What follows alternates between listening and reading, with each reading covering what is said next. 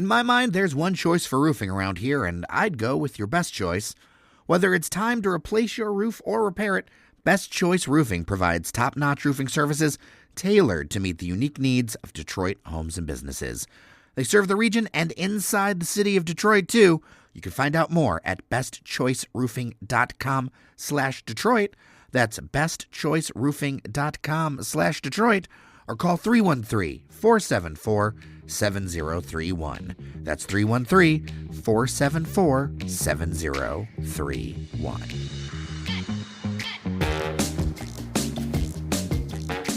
Hello and welcome to your Daily Detroit, sharing what to know and where to go in Southeast Michigan. I am Jer Stays. It is Friday, February 7th, 2025, and joining me on the line is none other than Man About Town, Mr. Friday, Devin O'Reilly. How are you? Hey there, Jer. Good to be here. Good to talk to you. Well, here for me is my downtown outpost, but it's good to talk to you. We're both in Detroit, so. Yeah, the things have been busy for you lately. They have. I'm hoping they'll clear up a little bit. I did get to get in studio last week, and I want to do more in-studio stuff with you, but the best I can do in this cold February Friday is to do this virtual, but that's all right. We got stuff to talk about. We'll have a little fun with this. I think we'll be kind of a little bit all over the place today, but nonetheless, should we start with our Where Have We Been? I think we should. Shall I or shall you?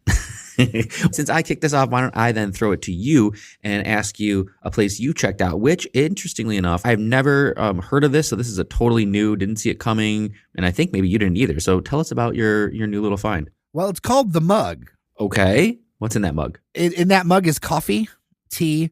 It is a very small but cute coffee shop over in the Piety Hill neighborhood, which is right across from the north end. Like literally, I could walk to this shop. It's at 2nd and Gladstone. So you can see the Fisher building in the distance from it. Like it's like 3 or 4 blocks south of Claremont. Is it near one of my other favorite places, Tenacity Craft? It is very near. It is like 2.5 blocks from Tenacity Craft. Nice. Okay, cool. So this is a spot that a trio of people have put together that they live in the neighborhood. They've always wanted to open up a coffee shop.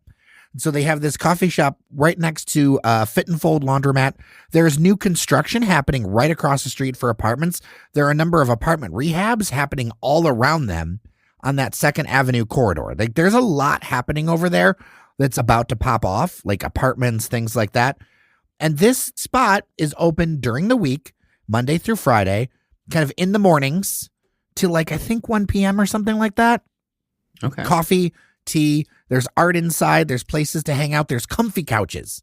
I gotta say that very rarely in this small space they've managed to fit a couple of comfy couches, and as somebody who likes ye old coffee shops of yore, the comfy couch is much missed. Yeah, I love that concept. I feel like as much as I appreciate any new coffee shop, I feel like a lot of the ones that have popped up in the last couple of years are kind of the more minimalistic type of coffee shops with a lot of like wood angular furniture, and it is nice to get back to the old, what I would call like the 90s, Central Perk type of coffee shop styles with big, comfortable furniture, places that invite you to just sit around, hang out, put out your laptop, read a book, that sort of thing. Yeah, this place feels like these 3 people's living rooms. So Ed Geronimo, Matt Hale, and Beverly Hale are behind this place. And I had asked them a few questions about it because they had always wanted to start a place like this. There's also a spot that I'm looking forward to in warmer weather that is a patio.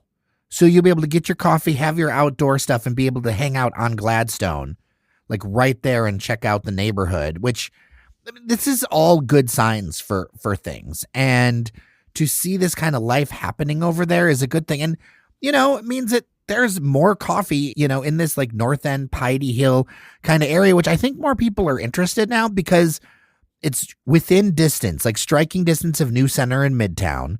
But the prices are not through the roof because some of the prices down, I've been, starting to look around, for myself, and the prices that are in like the downtown Midtown area are pretty up there for the size of thing that you get. Whereas in the North End and Piety Hill, there's still some options where it doesn't feel like you're paying, Chicago prices. And so I think that's something that's a big deal up there. That's nice. Very needed. Were there, I have to ask, were there people in there when you went? Oh, yeah. Place was packed. Nice. Place was packed. The menu is very straightforward. Now, the baked goods are all hand done. Whereas a lot of places will ship them in, they make them there, which is Like huge. that. Huge. Cinnamon roll, there were cookies, some other things. They keep the drink and the bakery menu kind of stripped down, which I really appreciate because they've only got so much space. And, you know, once you're into the espresso world, you can make a lot of different things from like an espresso drink, right? So I like that they have kind of a focus to this thing. I like that it feels very neighborhoody. I think it's a good compliment to the other things. I mean, honestly, I'm awash in coffee shops. To be very honest with you, with Cafe Noir, Sepia, Milwaukee Cafe, all kinds of things in this area. I know I'm missing stuff. I missed a coffee shop down in Midtown the other day. A listener was telling me that down in Brush Park, we should make sure to check out Anna's Coffee. Like, it is crazy to see all these things. Whereas before, just a few years ago, it was like, oh, a huge deal that Milwaukee opened. And now it's just and like Milwaukee's still going strong. Pop. Yeah, it is. It seems to be. It's good to see. And I just want to go back to something, Jerry, the macro thing we talked about. And it's one of those where I think that it's important for us we hear a lot about closings, but I think it's also important to celebrate all the openings, because if you don't focus on the positive stuff and you only focus on the negative stuff, you tend to get a skewed picture of what the macro scenario looks like in Detroit. And when we talk about these successes, you know what this is? This is small is the new big. This is that prediction we made 2 years ago. Small is the new big. If you can keep your overhead low, you can make it. Absolutely. So where have you been? Yeah, let me tell you about another new restaurant that's opening. So keeping track, this will be 2 new things to the repertoire of Detroit. Mine's a little different. It's a place called Soraya. So Soraya is essentially what went into the old Maru sushi place on Lafayette there. You know, if you remember, it's right there on Lafayette, downtown, what is kind of the old building that the Detroit News was in, just next to the Dime building. That's a new place. Good news, they didn't really do much. And I don't mean that in a bad way, because Maru actually looked really nice inside. It was only a couple years older, 3 years old or so. So it had great bones. It had a lot of, modern features in the restaurant. So Soraya came in, essentially what I would say, and again, this is my I'm going to call this good news, Jer, is it doesn't feel like much has changed. And I liked Maru. I'm sure there was plenty of trends that caused them to not be able to make it work. But I liked Maru, and so Soraya picks up kind of where Maru left off, honestly. The menu is sushi, of course, classic sushi, signature sushi, sashimi, some soup salads. They also have rice, noodles, some small plates with fried rice, things like that.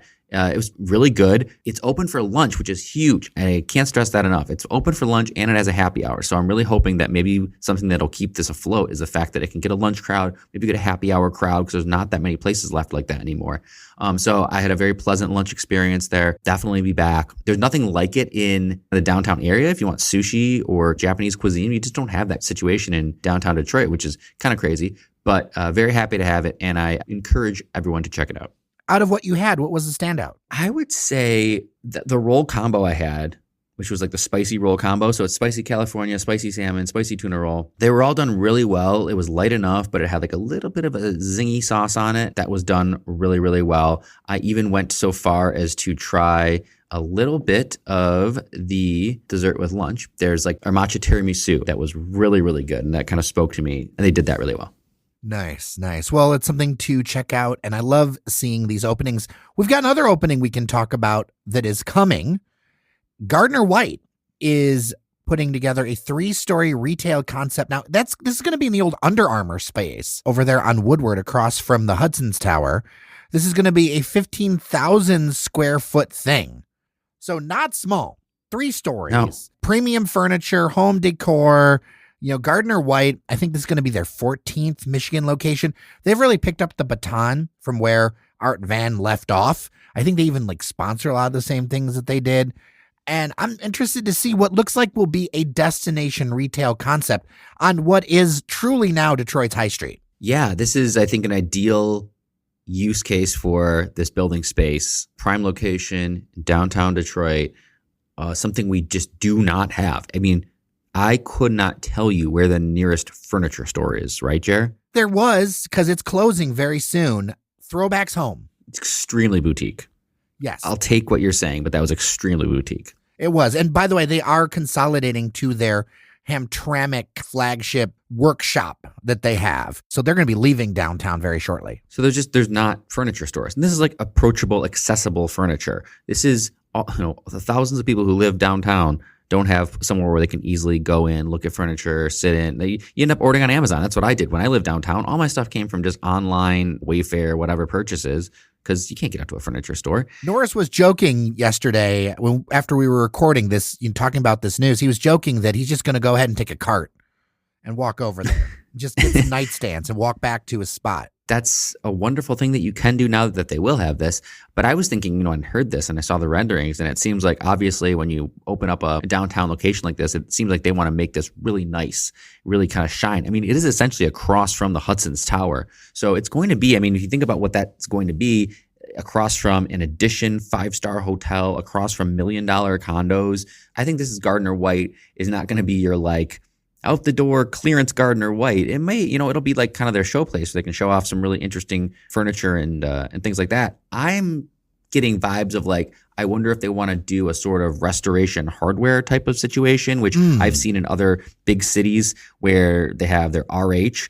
It's basically a showroom, but in the guise of an actual hangout, cafe, bar, restaurant, which, say those two words and you have my attention. So I'm wondering if it's going to be the Gardner White cafe bar on the second or third floor overlooking the Hudson site, which would be fantastic. You would definitely find me in a nice little sectional or recliner having a drink looking out over Woodward. That sounds delightful. Well, and with Gardner White's larger reach, it's a kind of thing where, let's say you and your partner want to find something or they need something for the house, you could go there during your lunch, check it out. Mm-hmm. And then since Gardner White has their delivery and all that other stuff, that's one of the strengths of not being a boutique. By having that network, you'd be I want this, this, and this, and then have that taken to your place in the suburbs. Oh, for sure. I think, we can get even more into the weeds in this, Jerry. I think as both an urban and suburban dweller who has had to buy furniture, the experience of being able to go in somewhere, shop in person, pick something out, and then have it delivered to wherever you live for a relatively low cost is something that's, really appealing, especially in this day and age when everything's getting more expensive. Gardner White is still, for the most part, a very affordable furniture place. I'm thinking of my wife and I over the years have bought a couple West Elm pieces, a couple of the good stuff. And that is a pain in the ass to get, delivered and order. And there's I don't even want to tell you how much a delivery fee is for that type of furniture. It's very cumbersome, but places like Art Van and Gardner White are usually very good about you order it, they'll ship it to you. Usually sometimes shipping's free if they're running a sale, which, hey, there's always a sale at a furniture store, right? So I think this is going to be very accessible for the downtown community and kind of greater downtown community in Detroit because not everybody has a Gardner White near them. Wild pre-pandemic memory. Do you remember when there used to be an IKEA bus? No. What is that? There was a thing. They would come through downtown Detroit. What? No, I don't. Yes, an IKEA shopping experience. That was through there. There's also a Walmart bus. What? Well, yeah. With the products on the bus? No, you go, it takes you to the place, and then it's got storage underneath. It's like a shuttle. This is like a regional transit play, huh? Yeah. It was wild. You were talking about all this. I'm oh yeah, I remember when that was a thing for a hot second. So what you're saying, Jer, is the new backbone of regional transit is business stores that want to take you to their locations will create rapid bus systems. Listen, whatever it takes to get me a Billy and a Savarda. Oh, I'm hopping on the Target bus, Jer. What are you taking? You know what? I got to get on this Michael's bus. I'm going to the Maillet region of France. Yeah, exactly. I do want to talk about this next one because it really impacts us going out. And this is something that's popping up in response to increasing prices, some changes that are going to be happening legislatively where restaurants are preparing for a tipped wage hike coming later this month. There are multiple reports, and I've heard from some listeners that service charges are starting to be put into place in order to help handle these things, or a surcharge to help offset some of these increased costs. And they can be as much as 20%. And it's got people feeling away where you've got your menu prices and then you've got a surcharge to deal with additional staff costs. And then there's tip. And this is something that I think caught some people off guard. I want to know your thoughts. Yeah, this is a tough one. It really is. And I know that we have listeners, frankly, on every side of this spectrum, but I just don't think this is it, man. I don't think this is the answer. And I empathize with everybody involved with this, with the business owners who, are seeing increased expenses, which means lower margins. In some case, it's the difference between being in the black and being in the red.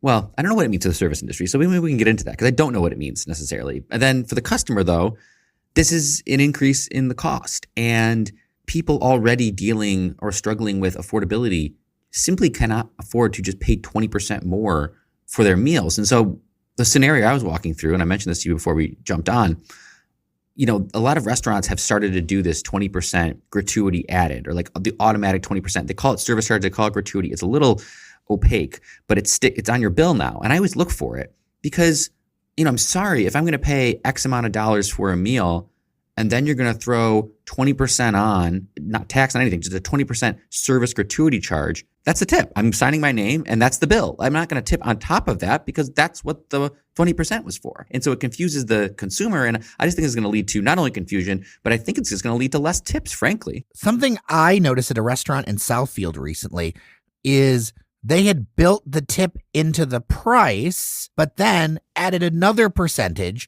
And I was very confused when I got the bill where it was like choose an additional 3, 5, or 7%. And I'm sitting there going, wait, this whole bill is really expensive compared to what I saw on the menu. And so the 20% was already in there. And then they asked me if I wanted to do another 3, 5, or 7 on top of the 20 that they already added. And I'm just like, I did not expect to walk out of here spending $60 on pancakes. Yeah, that ain't it, Jer. And people, what do we talk about all the time? People don't like change and they like simple things they can understand, especially when it comes to bills and tips and payment. This is how much my food costs. This is whatever. Now, again, I'm not advocating for this, but if you're a restaurant owner or whatever, and you need to get more money in or raise prices, honestly, I would just increase the cost of your food to account for it, because at least that's understandable. Like, oh, this plate that was $18 yesterday is now $22. Well, that sucks, but whatever. I'm still going to get it because it's $4 and I actually just still want to eat this thing. Whereas these additional ding, ding, ding charges at the end of your bill, it just makes you feel like you're getting taken for a ride as a consumer. And especially when you stick these large, gratuity charges already on there, it's like you get one crack at the gratuity as far as I'm concerned. I'm happy to give you gratuity. I'm happy to give you 20% of my bill, but I'm not going to do that multiple times is just how I feel. And I think a lot of people feel that way too. But I wonder at what point the market breaks, or is it already breaking? Because people are really concerned about costs right now. There was that poll we talked about on the show yesterday. I hear it from people where they're like, hey, the price of going out feels so much to so many people. Yeah, and I think that the cog in this, the key piece is the service industry. And that's where I would love to talk to people in the service industry because, Jared, I think you and I know, even anecdotally, there's a big split, right? Like there are a large portion of the service industry that did not want increased minimum wage because they felt it would affect their tips. And so I think there's this unfortunate calculation that has to happen where it's like, if you took the minimum wage of the service industry from, I don't know exactly, but let's say, $3 to $6, does that make up the difference in the fact that they are more than likely going to get less dollars in tips? I don't know where that balances out. I would like to hear from someone who works in this space, but it seems like this new tip legislature is not really, it's not overwhelmingly accepted by even the service industry who was supposed to help. And so I think we're just in kind of really murky waters. Well, I know that there are two sides that are really pushing around this legislative back and forth that's happening because a lot of businesses are worried about it. Other people say that if you can't afford to pay a living wage, then you shouldn't exist. But that's not how the model works. That's what the tips are for. The tips give you the living wage. If people aren't a-holes and actually do what they're supposed to do, you get tips. And the restaurant model wasn't made for people to make $20 an hour from the restaurant. The math doesn't math, as you like to say in that scenario. I have an idea. I think we should talk to somebody else. And what I think we should talk to, or who we should talk to, is an economist, because I will hear the advocates on either side of this, and I see them quoted over and over again in the media, because often it's like the he said, she said kind of situation, right? That's how you present it. I think, much like we're going to have a conversation airing early next week with a rodentologist, I got the foremost expert in rats in America coming on Daily Detroit. Better ask him about the rats in Lafayette and American. I think I need to find an economist or two to talk to where it's like, what will this actually do? Or what could this actually do? And let's have space and be curious for maybe we don't know, but maybe here are 2 or 3 ways this could play out so that we can have a better community conversation around that. Totally agree, Jared. Let's be honest. You and I are just shooting from the hip on this, just going by what we know. We're consumers. We don't own restaurants and we don't work in the service industry. So we're only hearing from our friends and colleagues who do. So it's all secondhand info, but it would be, I think, valuable to hear from someone who actually looks down the middle at like you said, the economic side of this, because I can see both sides, but people should get paid more wages. Wages are an issue, but at the same time, like there's not a math equation that allows people at a restaurant or a cafe to make $20 an hour and the cafe to even stay open. So then you don't have a job at all because the place has to close. So we are stuck somewhere in there and we got to figure out a way out. And if you're an economist and you are listening to this, send me a line, dailydetroit@gmail.com. If you've got feedback, send me a line, dailydetroit@gmail.com. And if you'd like to support what we're doing, local media needs you more than ever. Join us as a member, patreon.com/dailydetroit, because that's how we're going to keep this community together, is by supporting each other. So with that, I'm Jer Stays. I'm Devin O'Reilly. Thank you so much for listening. Remember that you are somebody. Have a wonderful weekend, and we'll see you around Detroit.